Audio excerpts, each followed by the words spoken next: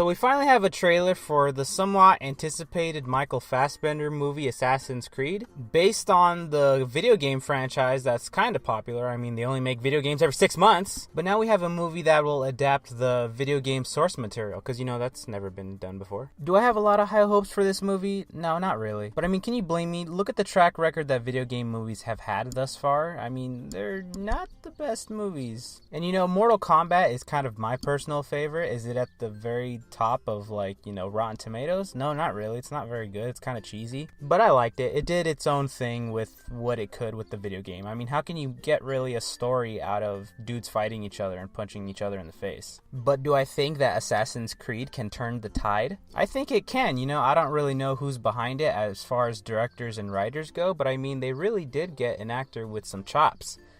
Acting chops. But I do think that this has the potential to be good, not just so cheesy it's good. Now, as far as the story goes, I didn't play that much of the video games. I played a lot of the second one and not really much of the others. But coming from a moviegoer standpoint, let's kind of look at the story or the premise here. It looks like they need this guy, Desmond, to tap into his memory to remember some of the stuff that his ancestors did. What you're about to see, hear, and feel are the memories of your ancestor, who has been dead for 500 years. You can't just go out and read a history book?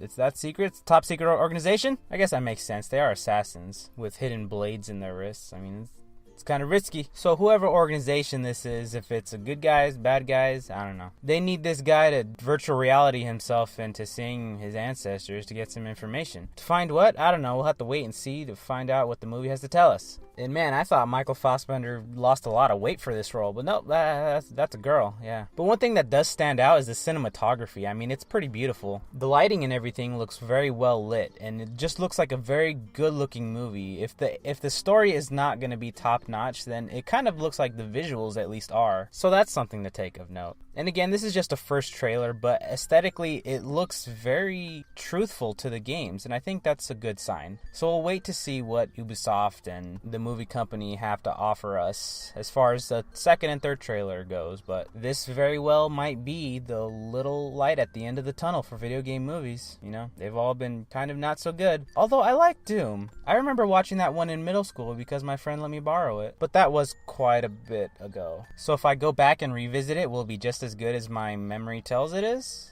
Maybe. Did I never give it back to my friend in middle school and it's now sitting still at the bottom of my sock drawer? Maybe. Is that why I haven't talked to this particular person in almost over a decade? Maybe. Although I don't know why movie studios don't go the CG route. I mean, look at Wreck-It Ralph. This is a cute movie, man. But Ratchet and Clank, oh.